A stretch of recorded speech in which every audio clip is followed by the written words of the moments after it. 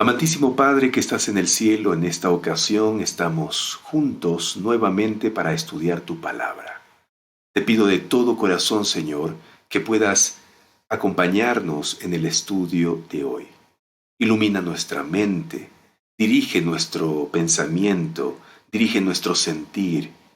Gracias, Señor, porque nos das muchas oportunidades.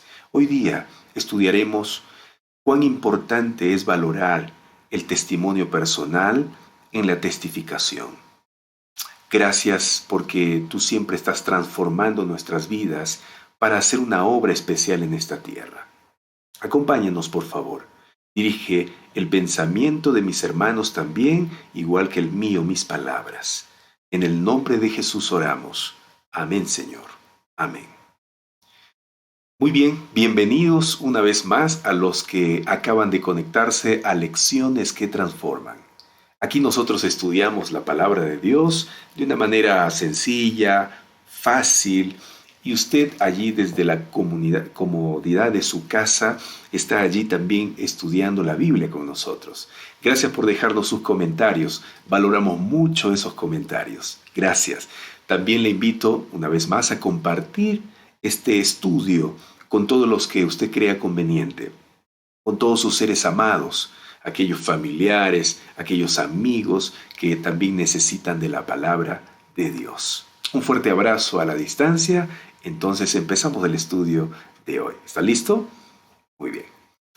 Esta semana estamos descubriendo el poder que un testimonio personal tiene de influenciar a otros hacia Cristo. El poder transformador de nuestro testimonio no está en contar cuán malos fuimos o cuán buenos somos ahora. Para nada. El testimonio transformador y personal de Cristo en nuestra vida consiste en contar acerca de Cristo, que Él vino a este mundo contaminado por el pecado en una misión redentora de amor. Podemos testificar con seguridad, no por causa de quién somos, sino por causa de quién es Él. Nuestra seguridad no reside en nuestros actos buenos, sino en la perfecta justicia de Cristo. Estamos seguros, no en nuestras manchadas buenas obras, sino en la vida inmaculada de Jesucristo. Ayer estudiamos que el fundamento, es decir, la base de nuestra testificación, según Efesios capítulo 2, versículos 1 al 10, es sencillamente Cristo. Cristo quien nos amó y deberíamos nosotros amarle también. Por medio de su vida, su muerte y su resurrección, Él nos da lo que no merecemos, de modo que podamos compartir la gracia de Dios con otros que no lo merecen también. Esta gracia, este favor inmerecido, es lo que nos salva. Por lo tanto, la salvación es un don que viene a nosotros por medio de su vida sin pecado, su sacrificio expiatorio, su gloriosa resurrección y su ministerio siempre presente en el santuario celestial en nuestro favor. Amigos, Cristo fue tratado como nosotros merecemos, para que nosotros pudiésemos ser tratados como Él merece. Fue condenado por causa de nuestros pecados en los que no había participado, con el fin de que nosotros pudiésemos ser justificados por medio de su justicia en la cual no habíamos participado. Él sufrió la muerte que era nuestra para que pudiésemos recibir la vida que era suya. El profeta Isaías dice que gracias a sus heridas, nosotros fuimos sanados. Motivados por su amor, encantados por su gracia y redimidos por su sacrificio, somos transformados. En Cristo, las ataduras del pecado son rotas en nuestras vidas. Como pecadores culpables, somos librados tanto de la condenación del pecado como de su esclavitud. La gracia nos libera, nos da libertad, pone un canto nuevo en nuestro corazón y un gozo nuevo en nuestra vida. Ahora somos hijos e hijas de Dios, adoptados en su familia y herederos de su reino. Gloria a Dios por eso. Pero la gracia no solo nos libera, sino también nos transforma. Y justamente, Santiago y Juan, quienes eran conocidos como los hijos del trueno, fueron transformados por la gracia. Y ustedes saben que una persona no gana el apodo de hijo del trueno por ser suave, sumisa y humilde, no, claro que no. Santiago y Juan, o Jacobo y Juan, eran personas enérgicas que podían ser de temperamento rápido e impacientes. Eran competitivos y buscaban cargos en el nuevo reino de Cristo. Sin embargo, el amor sacrificado de Cristo los transformó todo su ser. Hacia finales del tumultuoso siglo I, Jesús había experimentado junto con sus discípulos las delicias que él había traído de Cristo. Y Juan y su hermano también lo habían experimentado. Había estado allí Juan desde el comienzo del ministerio de Jesús y había sido testigo de la transfiguración de su maestro y sabía quién era Jesús. Había visto a miles de personas llegar a la recién formada iglesia del Nuevo Testamento. 3,000 en un día y 5,000 más poco después. Y había cuidado de la madre de Jesús, María. Juan también había luchado con la expansión cada vez mayor de las ideas gnósticas de su tiempo. Había estado cautivo en Patmos, una isla prisión romana, y durante su estancia allí, a mediados de la década del 90 después de Cristo, periodo en el cual ya estaba bastante anciano, recibió la esperanzadora serie de visiones conocidas como Apocalipsis o Revelación. Todo esto sucedió en un periodo de aproximadamente 70 años. Juan. Al parecer, Éfeso se convirtió en su base después de la partida de la iglesia de Jerusalén a finales de la década del 60, cuando huían de los romanos. La tradición común de la iglesia afirmaba que luego de su papel de liderazgo en la iglesia de Jerusalén, Juan se mudó a Éfeso, donde vivió hasta una edad avanzada y murió de muerte natural. En la Biblia, el apóstol Juan es mencionado por su nombre 30 veces en Mateo, Marcos, Lucas, Hechos y Gálatas. Así es. Su primera aparición se encuentra en el libro de Mateo, en el capítulo 4, versículos 18 al 22. Mientras caminaba junto al mar de Galilea, Jesús vio a dos hombres. Uno era Simón y el otro era Andrés, dice la Biblia. Estaban echando las redes al lago, pues eran pescadores. ¿Y qué pasó? Fíjese, les dijo, vengan, síganme, y les haré pescadores de hombres. Al instante dejaron las redes y los siguieron. Más adelante vio a otros dos hermanos, Jacobo y Juan, hijos de Zebedeo, que estaban con su padre en una barca remando las redes. Jesús los llamó y dejaron enseguida la barca y a su padre también y lo siguieron. Qué hermoso, ¿no? Qué hermoso llamado de parte de Dios a estos hermanos. En los versículos que acabamos de leer, se nos presenta a Juan como el hermano de Jacobo, ambos hijos de Zebedeo. Al parecer su madre era seguidora de Jesús y estuvo presente en la crucifixión. Quizás ella era una de aquellas mujeres que ayudaron a Jesús cuando estuvo en Galilea. A partir de algunas referencias en Marcos capítulo 15, versículo 40 y Mateo capítulo 27, versículo 56, se piensa que su nombre pudo haber sido Salomé. Cuando estos hermanos, Jacobo y Juan, dejaron a su padre para seguir a Jesús, los jornaleros se quedaron para ayudarle en su negocio de pesca. El hecho de que la familia tuviera suficiente dinero para contratar empleados sugiere que probablemente se trataba de un negocio exitoso. Esta referencia usted lo puede encontrar en Marcos capítulo 1, versículo 20. En el Evangelio de Marcos también leemos que así como Jesús le cambió el nombre a Simón por Pedro, también les dio a estos hermanos un nombre muy especial. Sí, leamos juntos Marcos capítulo 3, versículos 13 al 17. Y dice, subió Jesús a una montaña y llamó a los que quiso, los cuales se reunieron con él. Designó a 12 a quienes nombró apóstoles para que lo acompañaran y para enviarlos a predicar. Marcos 3, 13 al 17. Y ejercer autoridad para expulsar demonios. Estos son los 12 que él nombró. Simón, a quien llamó Pedro. Jacobo y su hermano Juan, hijos de Zebedeo, a quienes llamó Boanerges, que significa hijos del trueno. Amigos, quizás esta sea una clave respecto a la naturaleza de estos hermanos. ¿Sí? ¿Y saben qué?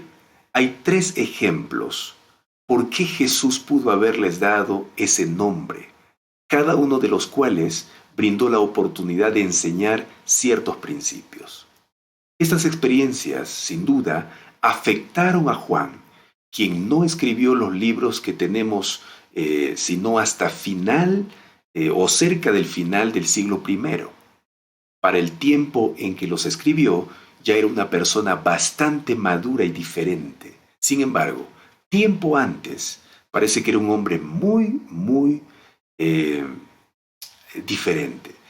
Veamos los 3 ejemplos que muestran por qué Jesús pudo haberles dado el nombre hijos del trueno.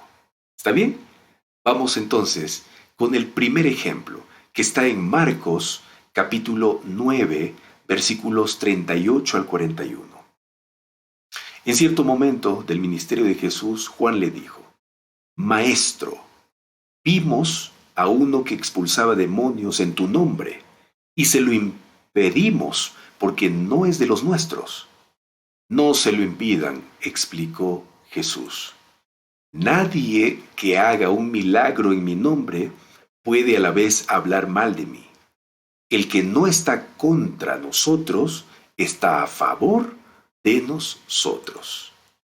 Les aseguro que cualquiera que dé un vaso de agua en mi nombre por ser ustedes de Cristo, no perderá su recompensa. Amigos, así que aquí Jesús hablaba de tener un enfoque más mesurado con respecto a los acontecimientos de la vida y de no alterarse de inmediato por las cosas que suceden. Aquí Cristo no está considerando a todos los que hacían cosas en su nombre como que lo representan o como que de alguna manera eran iguales a ellos. Muchas personas malinterpretan este pasaje pensando que significa que el trabajo de todos es igual válido en tanto usen el nombre de Cristo. Pero Jesús no dijo eso. De hecho, él solo le estaba diciendo a Juan, relájate, Juan, y no te exaltes por esto. Si eso es lo que están haciendo, mientras no se nos opongan, no tienes por qué preocuparte. Peor, enojarte. No lo hagas.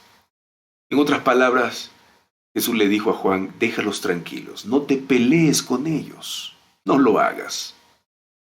El segundo ejemplo que muestra por qué Jesús pudo haberles dado el nombre hijos del trueno a Jacobo y Juan está en Marcos capítulo 10, versículo 35.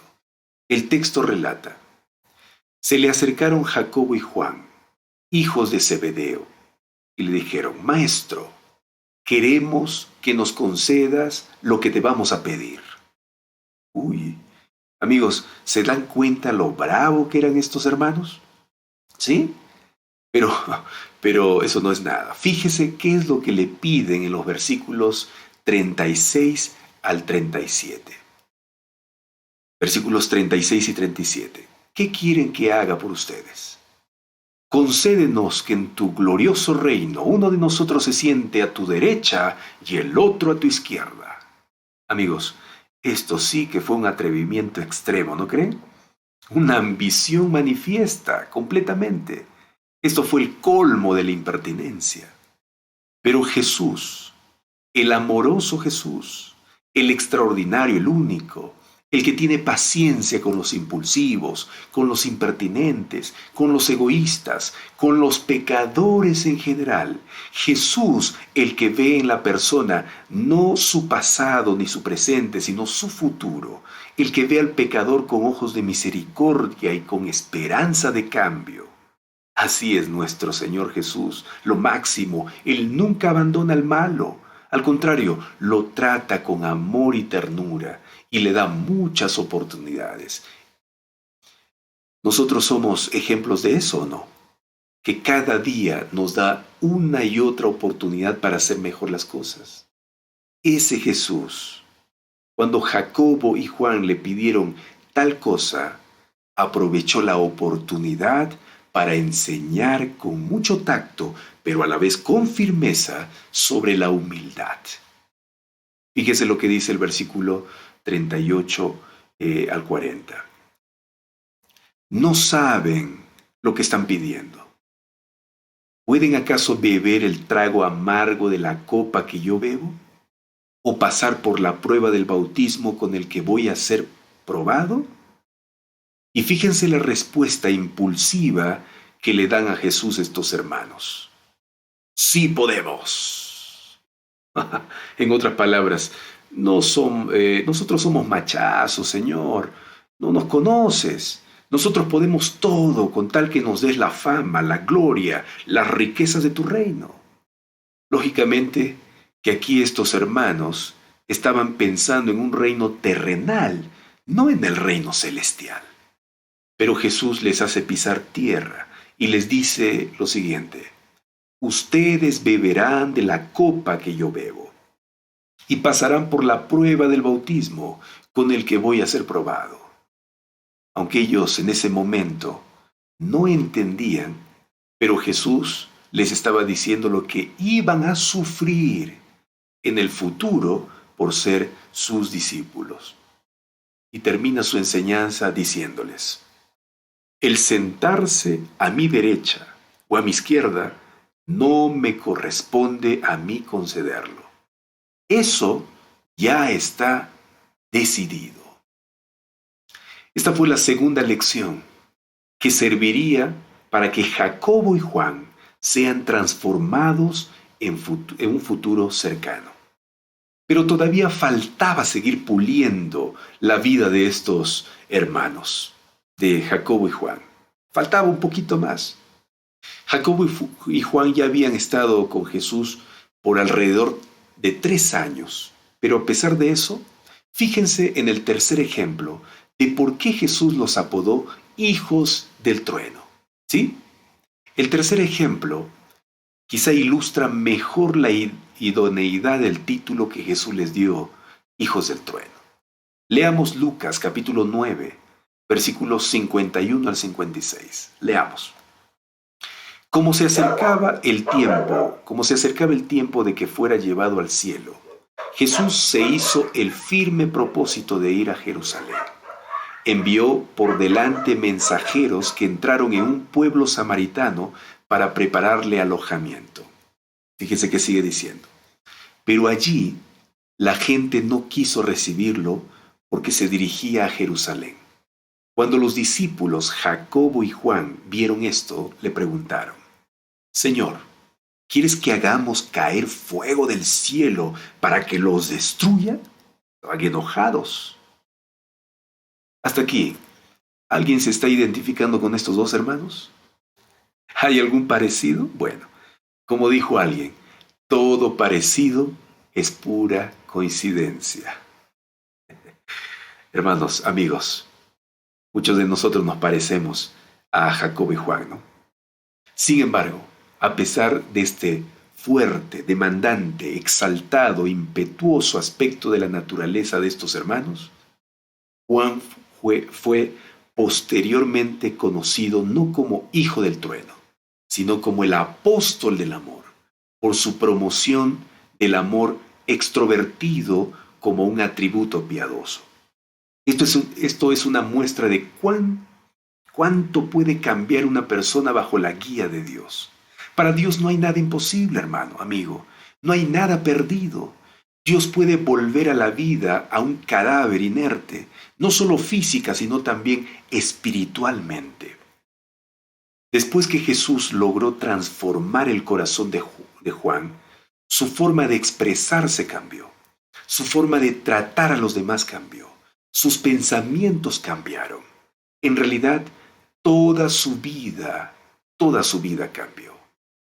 Leamos las expresiones de Juan después de ser transformado por Jesús. Comencemos con 1 de Juan, capítulo 3, versículo 1. Usted se va a dar cuenta del cambio total que hubo en Juan. Fíjense qué gran amor nos ha dado el Padre, que nos llame hijos de Dios. Y lo somos. El mundo no nos conoce, precisamente porque no lo conoció a Él. Qué hermosas palabras ahora, ¿no? Veamos otro texto que escribió Juan. Leamos 1 de Juan, capítulo 4, versículos 7 al 11. Y dice, fíjense aquí, queridos hermanos, amémonos los unos a los otros, porque el amor viene de Dios, y todo el que ama ha nacido de Él y lo conoce. El que no ama no conoce a Dios, porque Dios es amor. Fíjese cómo ahora Juan aconseja que nos amemos unos a otros. Antes querían matar a los demás. Ahora los ama y aconseja que también se amen entre ellos. Eso sí que es un gran testimonio personal de transformación, hermanos. Esto sí que es maravilloso, es extraordinario. Y sigue diciendo, fíjese lo que sigue diciendo. Queridos hermanos, ya que Dios nos ha amado así, también nosotros debemos amarnos los unos a los otros. Apreciados hermanos, cuando estamos comprometidos con Cristo, como lo aprendió a estar Juan, su amor brilla a través de nosotros hacia los demás. Es por eso que decimos siempre que el mayor testimonio del cristianismo es una vida cambiada. Esto no significa que nunca cometeremos errores, pero sí significa que idealmente el amor de Cristo fluirá a través de nuestra vida y seremos una bendición para quienes nos rodean. Oh hermanos, les voy a contar una historia. La señora Paredes, hija de un carnicero, era lo que podría decirse una mujer resuelta y decidida, de armas tomar, como dirían algunos. Para arreglar sus cosas se bastaba y se sobraba sola, una mujer aguerrida. Contrajo matrimonio con el trabajador principal de su papá y abrió otra carnicería en la plaza de la ciudad. La gente decía que quien mandaba en la casa era ella. El esposo era un borrachín, alto, encorvado, de cara fina y bigote blanco, y blancas también las cejas dibujadas sobre sus ojos achinados. El desventurado hombre, el esposo de la señora Paredes, se pasaba todo el día sentado en la sala mirando televisión. Pero eso a la señora Paredes no le importaba mucho, porque al fin de cuentas, quien gobernaba y llevaba el sustento para la casa era ella. Lo único que exigía del esposo era que al llegar a la casa, todo estuviese en el orden debido. La conversión de la señora Paredes fue un verdadero milagro. Se encontraba hospitalizada a raíz de una agresión en la que un empleado, a quien ella lo perturbaba a diario con sus reclamos y exigencias, la había apuñalado varias veces sin piedad. Interrogado por el alguacil de la ciudad, el agresor se mostró desafiante. «¿Así que usted es el asesino?», interrogó la autoridad policial. «No soy asesino, señor, porque desgraciadamente ella todavía está viva», respondió el acusado. Tremendo, ¿no? ¿Cómo que desgraciadamente? ¿Usted quería matarla, acaso? Esa era la intención, señor. Pero la vieja es fuerte y resistió a las 7 puñaladas que la clavé. Wow, este hombre estaba muy enojado. La señora Paredes no murió, mejor dicho, casi murió. Pasó días entre la vida y la muerte agonizando, pero no falleció.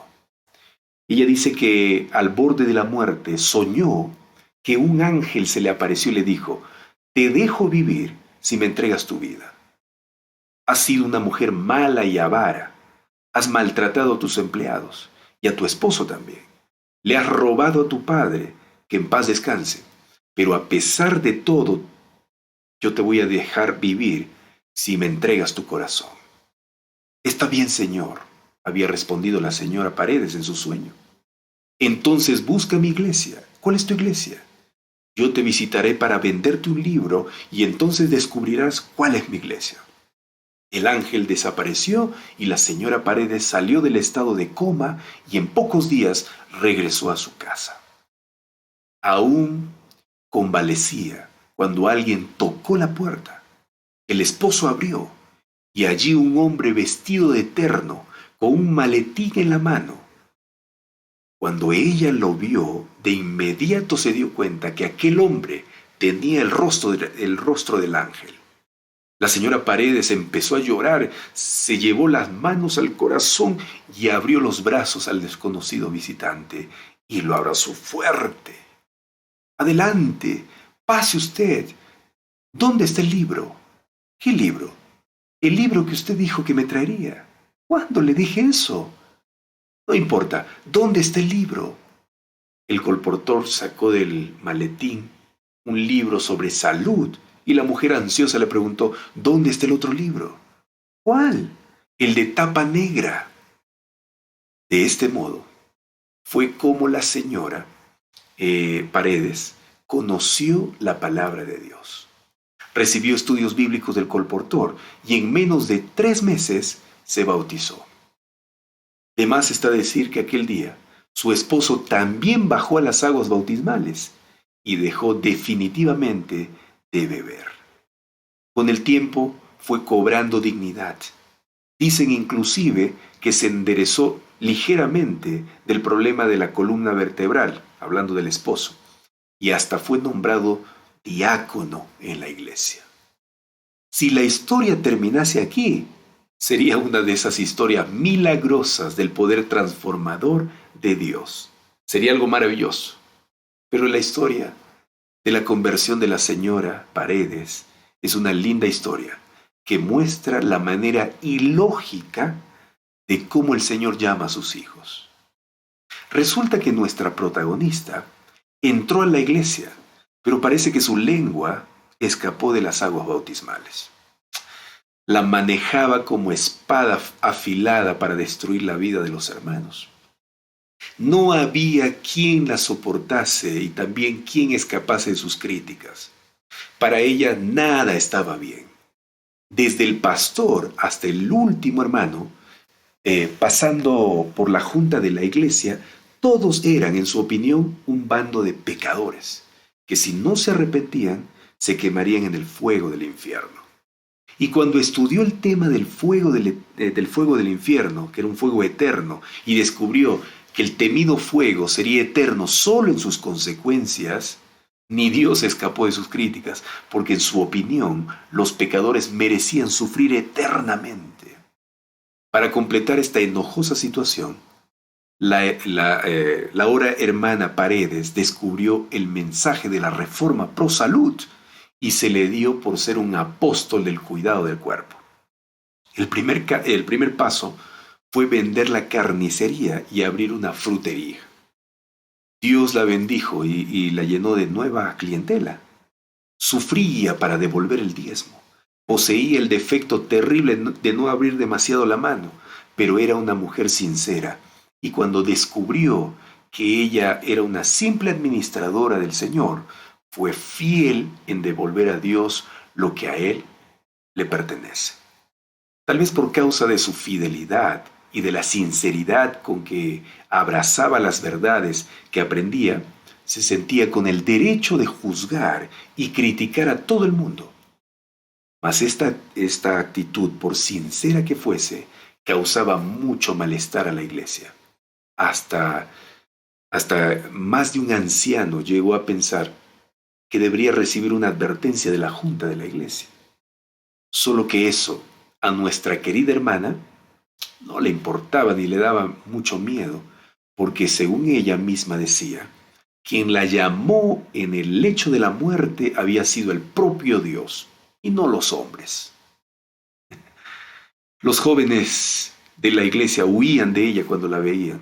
Los niños imaginaban que antes de convertirse había sido una bruja malvada, porque se paraba en la puerta de la iglesia, mirando con sus lentes gruesos para criticar la ropa de los pequeños y advertir o avisar luego a los padres que deberían educar mejor a sus hijos.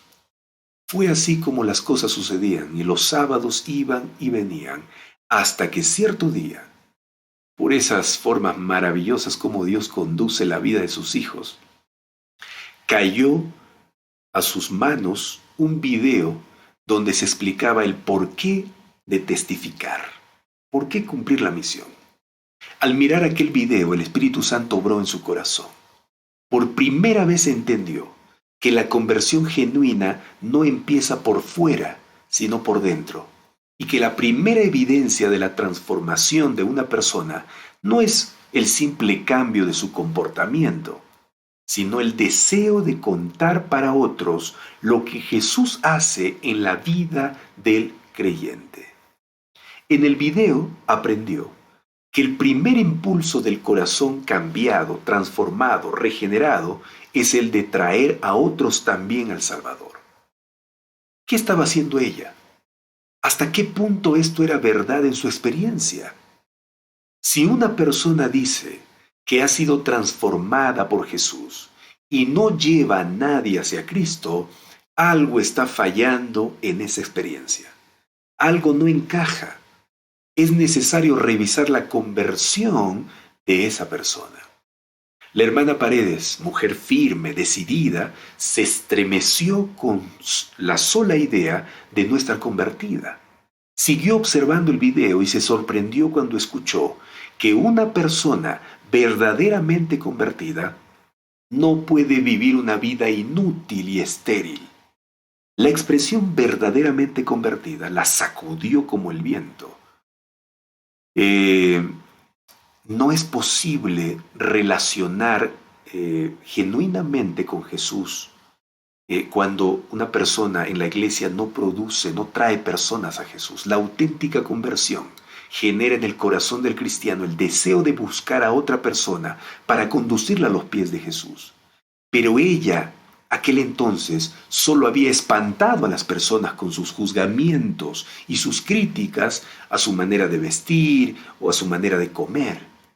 Entonces, intentando calmar su conciencia, pensó: traer personas para Cristo es el deber de los pastores. Para eso yo devuelvo el diezmo.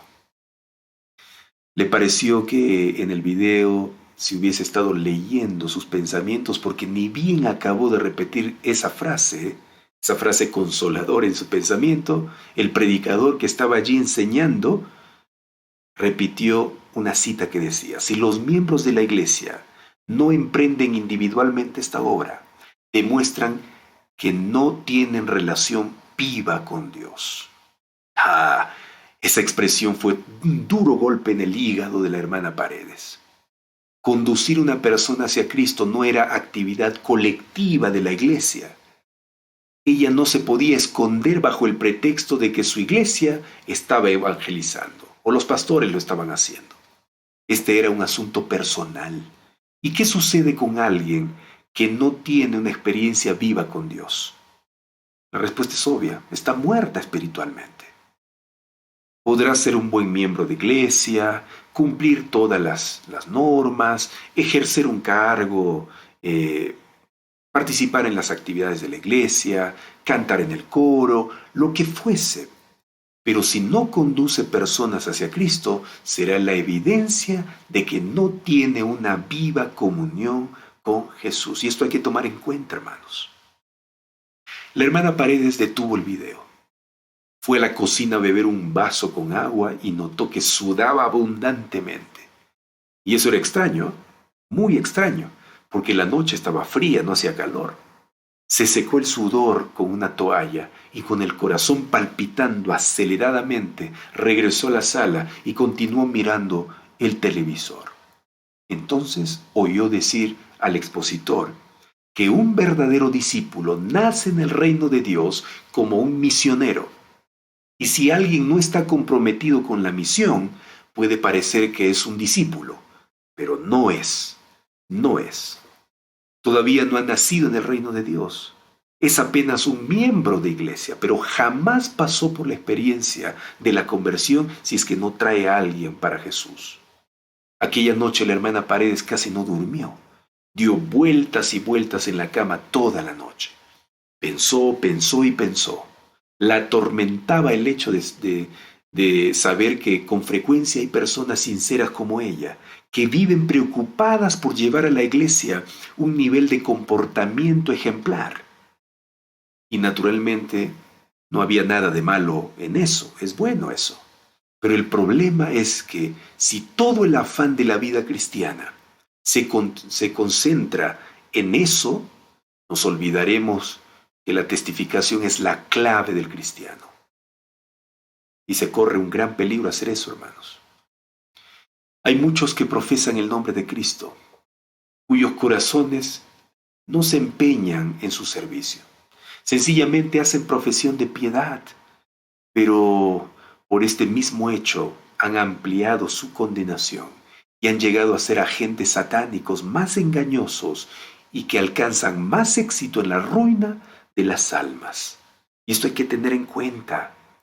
Cuando un cristiano vive preocupado solamente en hacer profesión de piedad y no se empeña en traer a otros a Cristo, corre el riesgo de transformarse en un fariseo, en un agente poderoso de Satanás para la ruina de almas. Esto es estremecedor, hermanos, pero es real, es real. La hermana Paredes lloró aquella noche, se quebró como una niña huérfana. Derramó lágrimas por la frustración de sus buenas intenciones y soñó que el ángel del hospital se le aparecía nuevamente diciéndole: busca a las personas, hazte amiga de ellas, acéptalas como son, no las juzgues ni las critiques y con amor tráelas a mí. A la mañana siguiente, despertó muy temprano, se asomó a la ventana y vio el sol brillante esplendorosamente. El sol siempre brillaba, pero ella no lo percibía. Notó que los pajaritos cantaban. Esas avecillas alababan a Dios todas las mañanas, pero ella estaba tan preocupada en detectar los errores de las personas y de las cosas que no percibía tanto asunto lindo que existía en el mundo.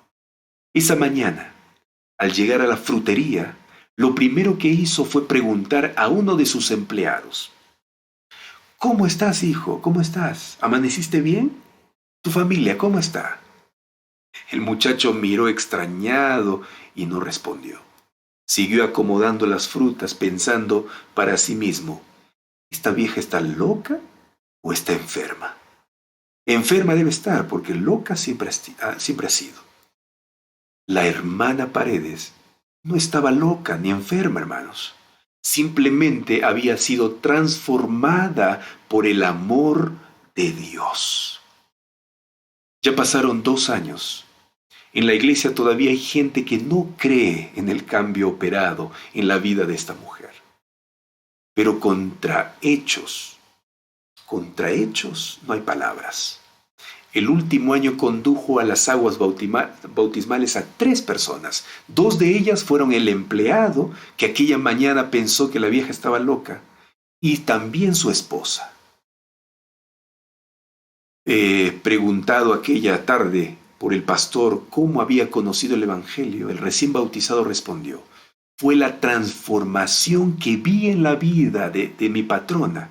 Ella me empezó a tratar con amor, respeto y cariño, y por eso fui atraído por el amor.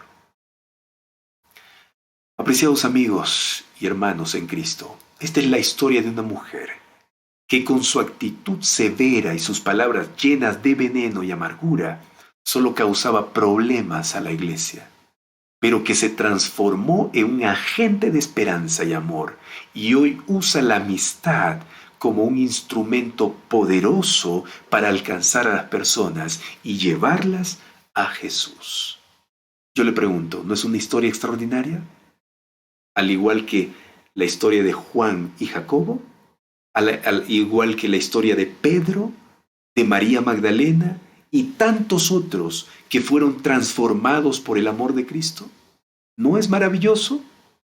Tal vez yo estoy hablando en esta ocasión a alguien que también ha sido transformado por Jesús.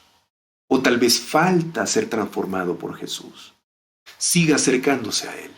Siga entregando su vida a Él por completo. Y el Señor seguirá haciendo los milagros que su vida y mi vida necesitan. Necesitamos estar al lado de Dios cada día, cada instante, caminar con Él, hacer su voluntad para que nuestra vida sea transformada. ¿Y sabe qué? No hay mejor testimonio, dije hace un rato, no hay mejor testimonio que podemos dar de Cristo hacia los demás que una vida que Él transformó. Por eso, querido hermano, querida hermana, si usted tiene un familiar que quiere conquistar para Jesús, usted necesita dejarse primero transformar por Jesús. Porque cuando usted hable diferente, mire diferente, se comporte diferente, viva diferente, los otros verán ese cambio, se acercarán a usted y le preguntarán, ¿cómo puedo yo también ser así? ¿Cómo yo puedo tener una familia como tú tienes? ¿Cómo puedo hablar como tú hablas? ¿Cómo puedo pensar como tú piensas? Dime, por favor. Y usted tendrá la oportunidad allí de hablarle de Jesús. Querido hermano, querida hermana, yo le pregunto, ¿usted quiere hacer eso? ¿Quiere hacer eso? Si usted es un miembro de iglesia y usted hace muchas cosas en la iglesia, es dirigente de la iglesia, hace tantas cosas, tiene cargos aquí, sabe mucho, estudia mucho, pero no está predicando, no está trayendo personas para Jesús, preocúpese, porque su vida espiritual no está cumpliendo el objetivo que Jesús tiene para sus hijos al salvarlas. Por eso, querido amigo, querida amiga, querido hermano, hermana, por favor, yo le invito a usar sus dones para testificar, pero que esos dones sean prácticos, que esos dones sean movidos por el amor para mostrar el amor de Jesús a los demás. Sí, ¿qué sabe hacer usted? Lo que sepa hacer, póngalo al servicio del Señor. Sea bondadoso con los demás. Sea cariñoso con los demás. Hágalo, hágalo. Tal vez no va a lograr hacerlo con todos al mismo tiempo, pero hágalo poco a poco. Empiece por el esposo, empiece por la esposa, empiece por los hijos, empiece por los padres, empiece por la familia.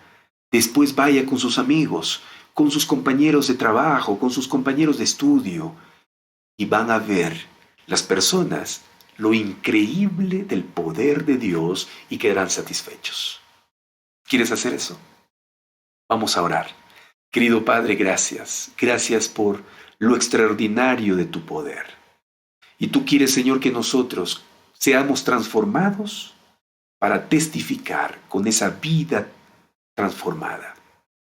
No hay mejor predicación, Señor, no hay mejor predicación de ti que una vida transformada. El testimonio personal realmente tiene poder, tiene poder.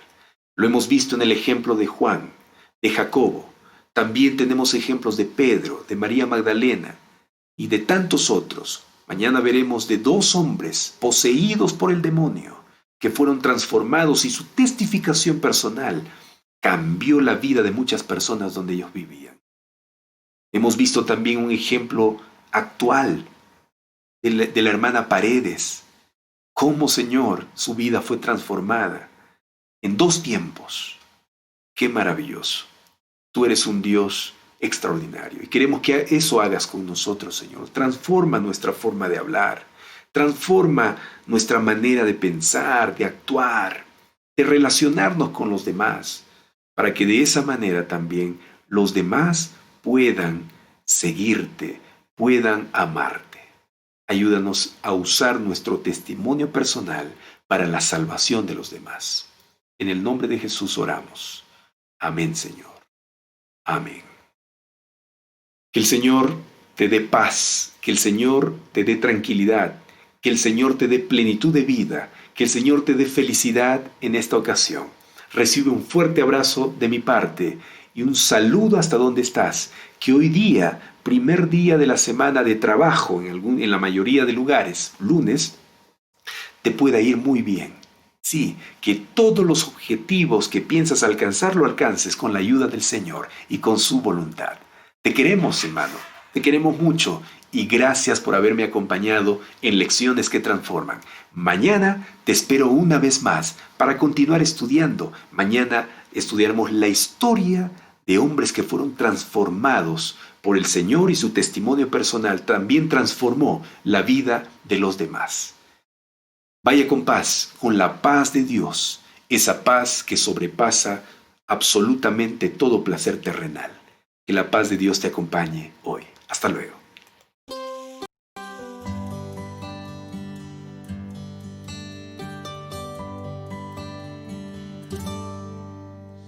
La paz que no es circunstancial es la paz que no depende de ausencia de guerra. Esa paz es la que tú me das, aún en medio de la prueba con ella me das la paciencia. Mi paz os dejo, mi paz os doy, pero no como el mundo la da. No se turbe vuestro corazón, ni tenga miedo. Mi paz os dejo, mi paz os doy, pero no como el mundo la da. No se turbe vuestro corazón, ni tenga miedo.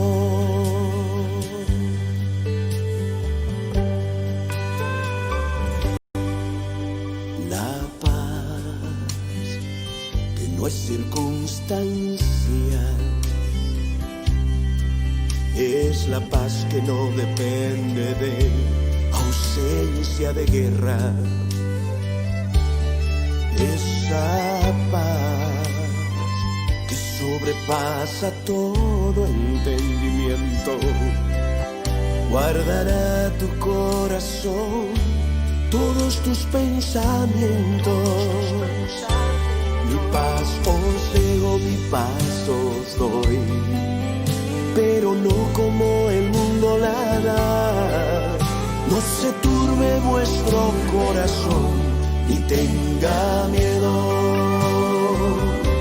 Mi paz os dejo, mi paz os doy, pero no como el mundo la da. No se turbe vuestro corazón, ni tenga miedo. En el mundo tendremos aflicciones, pero en Jesús tendremos paz en nuestros corazones. Él nos prometió, mi paz os dejo, mi paz os doy, pero no como el mundo la da. No se turbe vuestro corazón, ni tenga miedo. Mi paz os dejo, mi paz os doy, pero no como el mundo la da. No se turbe vuestro corazón, ni tenga miedo. Mi paz os dejo, mi paz os doy, pero no como el mundo la da. No se turbe vuestro corazón, ni tenga miedo.